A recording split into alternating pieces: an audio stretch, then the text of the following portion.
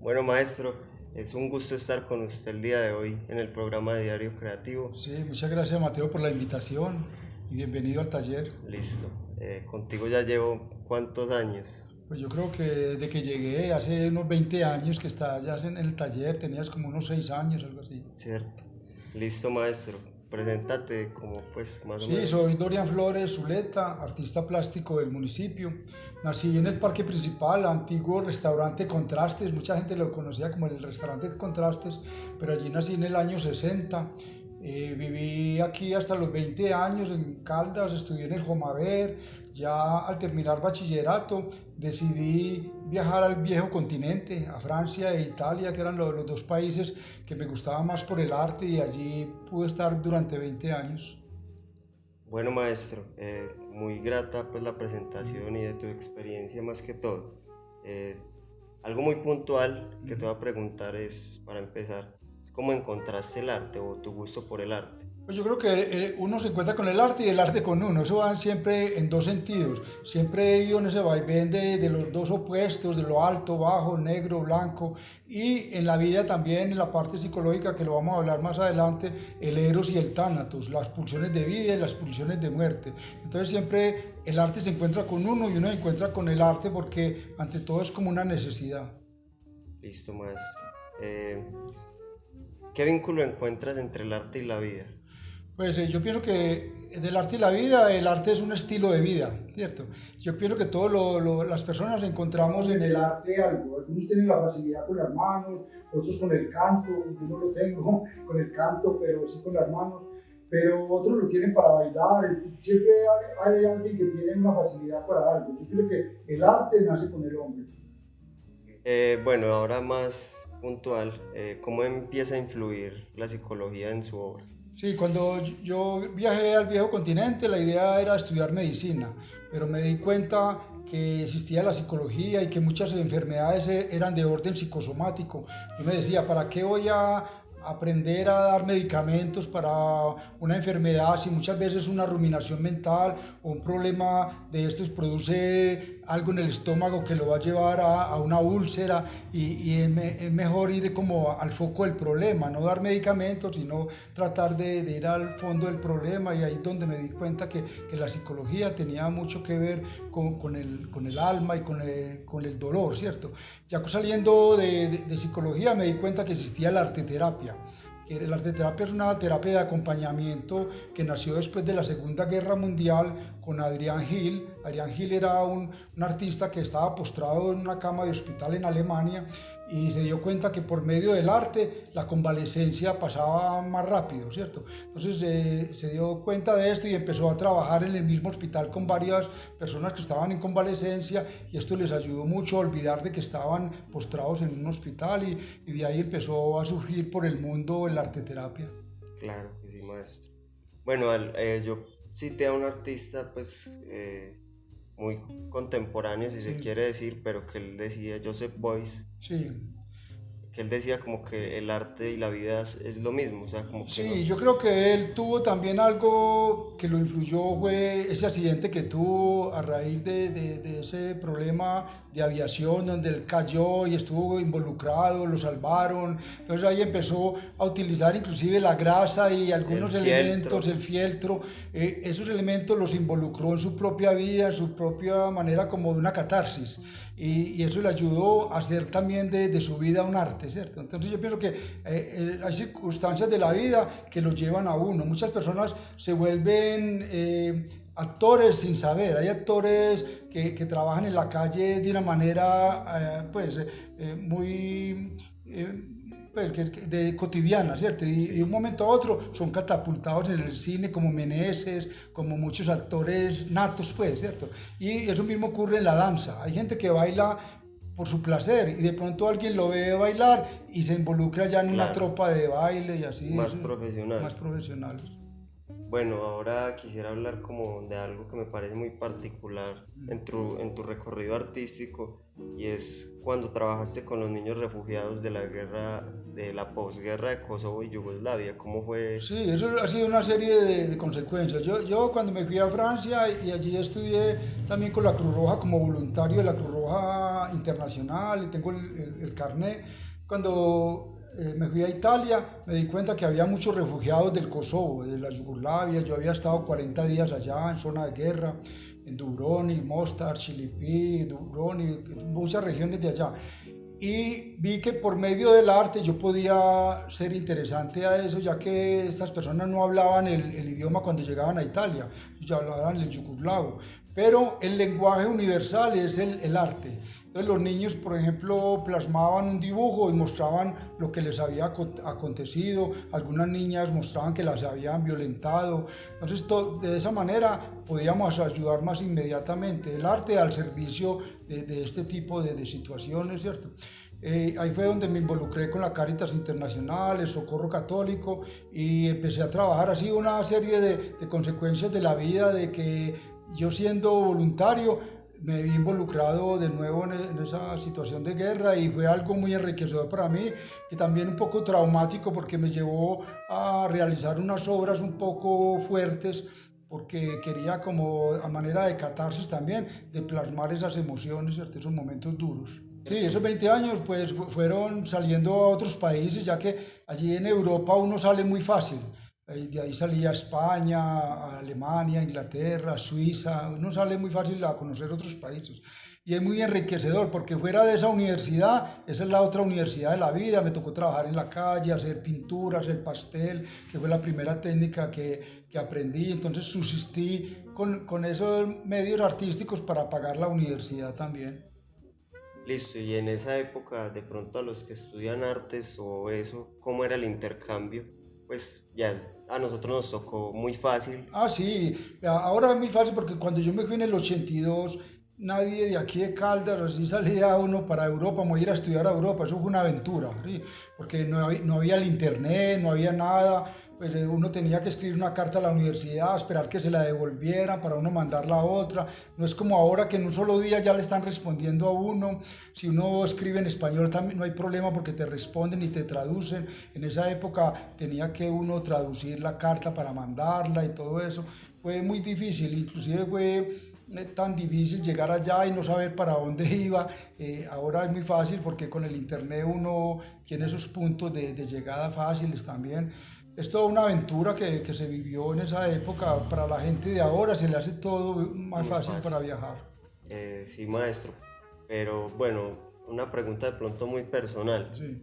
¿Por qué la decisión de irse? Pues como... Sí, bueno, yo cuando estaba niño y volviendo a la escuela, yo me di cuenta que tenía todas esas facilidades. Yo soñaba cuando veía las enciclopedias, porque el internet de nosotros eran las enciclopedias. Mi mamá había comprado una enciclopedia Salvat, inclusive en el colegio o en la escuela uno miraba todas estas enciclopedias y me emocionaba yo mirando esas obras de Picasso, de los artistas europeos, y yo me decía, algún día yo tengo que ir a Europa. Y hubo un personaje muy importante en Caldas que me inculcó mucho también eso, el doctor Alberto Posada Ángel, uno de el más grande grafólogo de Latinoamérica, nacido aquí en la esquina del parque, y él me hablaba mucho de sus experiencias allá en París. Yo cuando fui a París y me hablaban de esos de los puentes, yo ya había escuchado por él todo, cómo eran esos puentes, cómo eran lugares de París que yo quería ir a recorrer. Entonces él me dio más ese impulso para querer ir al viejo continente y yo no perdí de vista hasta que terminé el bachillerato. Yo dije, algún día me tengo que ir a Europa, como sea, y es así que fue surgiendo la idea de ir a Francia y a Italia, donde me quedé 20 años y fueron muy enriquecedores porque los viví plenamente. Y pues, por lo que me has contado, viviste 12 en Francia. 13 años en Francia y 7 años en Italia. Al comienzo yo llegué a Nantes. Nantes es la ciudad de Julio Verne. Y entonces también frecuentando la casa museo de Julio Verne, uno se va emocionando y uno dice, ve, Julio Verne es como lo mismo de Saint-Exupéry. Uno ve El Principito, ¿y por qué? Porque ellos pensaron en esto y entonces uno se da cuenta de las influencias que también ellos tuvieron para escribir o para pensar todo esto. Y uno dice, ve, qué interesante. Y de esa manera me involucré tanto que también quise apropiarme de eso y llevar a mi pintura también lo que son las paternidades, lo que me emocionaba. Yo perdí a mi padre cuando tenía 9 años y eso me marcó mucho. Y también luego me llevó a pintar mis paternidades como un deseo de estar cerca del padre, ¿cierto? Una segunda oportunidad. Entonces las paternidades es una manera también, volviendo a la catarsis, de sacar a flote esas emociones también. Bueno, ya un tema como de pronto no te lo mencioné anteriormente, pero que es muy presente en todo tu trabajo y es la transdisciplinaridad. O sea, cuando varias disciplinas Sí, uno se explora, conjugan. exacto. Yo siempre he visto el arte como un todo, ¿cierto? Que no, va multidisciplinario, que va en todos los sentidos, no ir enfocado a una sola dirección, porque la vida no va enfocada a una sola dirección, la vida va enfocada en muchas direcciones y por eso en una época yo hago mis series de niños tristes, otros alegres, otros de surrealismo, porque son un trabajo más introspectivo, más psicoanalítico. Entonces yo voy haciendo estas temáticas, las maternidades, las paternidades, porque no existe la paternidad sin la maternidad, todo ese tipo de cosas. Entonces siempre he visto el arte de esa manera y en contracorriente con las tendencias del momento. Yo me considero un pintor que va en contracorriente porque yo siempre he sido enfocado a lo figurativo. Me gusta lo figurativo, pero dentro de lo figurativo me gusta también distintas corrientes del arte, ¿cierto? Cuando llegué a Francia me emocionó mucho allá el impresionismo, pero también vi también el expresionismo alemán, ¿cierto? Y todo esto me llevó a ir involucrando eso en mi arte también y el surrealismo fue algo que también me marcó bastante. Entonces siempre el arte mío es orientado a lo figurativo y en contracorriente con las tendencias del momento, porque hay dos tipos de pintores, el que vive para pintar y el que pinta para vivir, ¿cierto? Entonces yo me considero que mi vida es un arte y que es secundario lo económico, porque yo cuando pinto una obra, ante todo la pinto para mí, ya si se vende es secundario, pero hay otro tipo de pintores que con la obra fresca deben salir a venderla para poder subsistir. Entonces desgraciadamente ahí es también eso, entonces no he querido caer en lo comercial. Hay gente que dice, ¿por qué no hace caballo? ¿Por qué no hace paisaje que se vende bastante? Pero yo no soy un artista que quiero vender bastante, sino que quiero que mi vida también esté compenetrada con mi manera de ser, con lo cotidiano. Listo. Pronto alguna experiencia que te haya tocado en Francia, como con esas técnicas que dices que son contracorrientes, por ejemplo. Pues como por Sí, uno siempre se encuentra que todo es muy cíclico y se da uno cuenta en la moda también, que hay corrientes. Por ejemplo, cuando llegué había mucha influencia todavía del surrealismo, del impresionismo. Entonces uno ve que en estos momentos uno no puede decir que hay arte moderno, porque el arte moderno es una mezcla de todos los estilos, ¿cierto? y el Entonces modernismo. uno puede decir que hay un arte ecléctico. Porque uno dice, en el momento que usted le coloca algo de figurativo, entonces está yendo a lo figurativo, le mete lo surrealista, o cierto, lo conceptual. Entonces, en este momento lo que vivimos es un arte ecléptico, que es una mezcla de todos los estilos. Bueno, maestro, ¿Francia o Italia? ¿Cuál prefiere? Pues yo creo que el mundo es un país y ante todo cada país tiene algo de bueno que le gusta a uno más que otros, en algunos económicamente le puede ir mejor y eso lo ve uno en cada país de Europa. El que le gusta, por ejemplo, la pintura o el arte muy moderno se puede ir a Alemania o se puede ir a Inglaterra y así. El arte, por ejemplo, figurativo, lo mío va mucho en Italia y en Francia. Y la parte figurativa, el colorismo y todo esto. Entonces yo pienso que no hay un país, sino que el mundo debe ser un país. Yo estoy muy ajeno de creer que existe en el pasaporte y allá no me sentía ni siquiera extranjero, porque para mí el mundo es un país y es el hombre el que está frente a uno o el mundo el que le pertenece a uno. Inclusive cuando uno está de 20 años, el mundo le pertenece a uno y uno no considera que está en otro país, sino que está en el mundo viviendo toda su vivencia, ¿cierto? Súper bonita esa reflexión, maestro. Bueno, ya algo como que pregunto mucho en el programa es pues sobre si han visto películas, si los han influenciado. Entonces la pregunta sería como, ¿qué tanto el cine te ha influenciado y más cuando llegaste, por ejemplo, a Francia? Bueno, no solamente el cine, sino siempre yo lo digo, lo cotidiano. Yo veo en la calle algo y eso me puede llevar a hacer una obra de arte, ¿cierto? Ya inclusive el cine, muchas personas han hecho, muchos artistas se han vuelto cineastas también y viceversa, los mismos fotógrafos, porque el hecho de captar un momento los lleva a hacer una secuencia también de cosas y los lleva a uno también a hacer una secuencia de obras, por ejemplo en las series, las paternidades, los niños tristes, todo este tipo de cosas. El cine no es más que una serie de fotogramas y de situaciones que lo van llevando a uno. Hay obras de cine, hay cine que una sola imagen habla de lo que es toda la película, ¿cierto? Entonces, eso es lo que llaman las imágenes ecrán o imágenes pantalla. Hay una sola imagen que puede captar todo lo que dice la película. Listo. ¿Tienes alguna película favorita? Pues hay muchas, a mí me marcaron muchas de niño, cuando veía Cobadi, los 7 mandamientos, todo ese tipo, pues los 10 mandamientos, películas de la pasión, cosas que lo marcan a uno bastante, inclusive son desgarradoras, todas estas películas que encontraba uno de niño. Y como te decía, ya yendo a Europa, vi por ejemplo la serie de Truffaut. Truffaut no es un cineasta muy conocido en nuestro medio, pero a mí me gusta mucho el arte europeo, el arte hindú.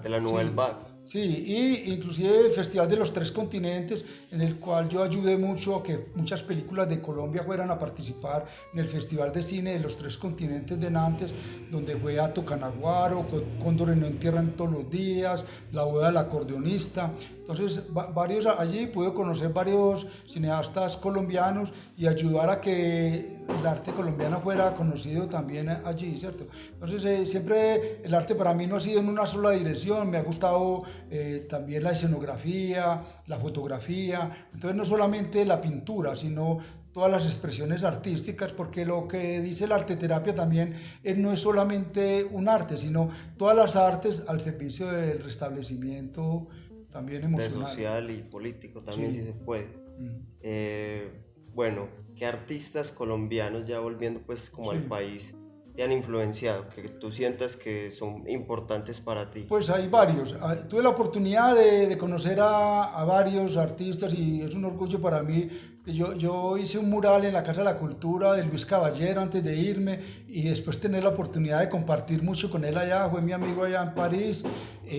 Conocí a Saturnino Ramírez, a Heriberto Cogollo, Homero Aguilar, muchos artistas colombianos y que yo he apreciado.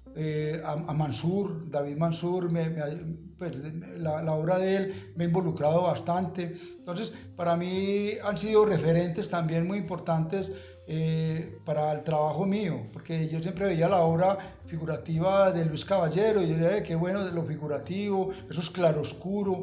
Entonces uno siempre toma influencia de otros artistas y después quiere hacer algo personal, ¿cierto? Claro. Pues yo creo que una anécdota que quieras compartir más con la gente o... Pues hay muchas, el trabajo pues que uno hizo allá en la calle, que aquí pues uno se reiría de tantas situaciones que le tocó a uno pasar. Yo por ejemplo tuve una anécdota muy bonita también con el grupo Bolivia Manta, que es un grupo musical de Bolivia. Yo les pasaba el sombrero en el metro porque yo no tocaba ni tengo las facilidades de tocar un instrumento. Yo pasaba el sombrero mientras ellos cantaban. En estos momentos es el grupo más famoso de Bolivia, el grupo Bolivia Manta. Y yo compartía con ellos en la universidad y así varios amigos que se volvieron famosos, que de jóvenes compartíamos una moneda, un vaso de vino y los años los llevaron a uno a esto, otros también que se perdieron en el vicio, en las situaciones, pero la vida ante todo vale la pena de ser vivida. Y hay personas que le dicen a uno, ¿qué me recomiendas? ¿Me viajo a Europa? ¿Me puede ir bien o no? Yo pienso que la experiencia de cada uno es muy diferente, entonces yo pienso que en este caso hay que osar.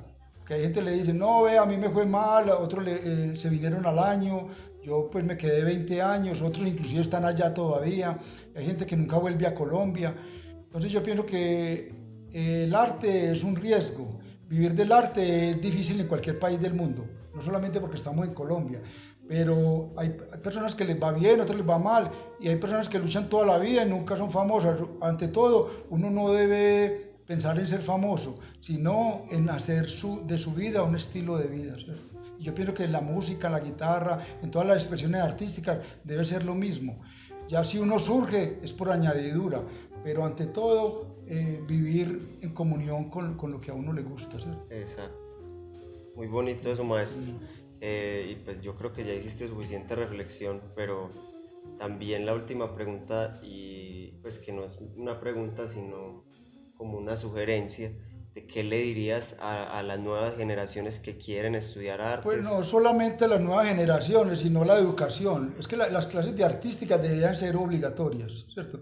Porque ante todo el arte, en Europa un niño de 4 o 5 años ya lo llevan a una clase de violín, de piano.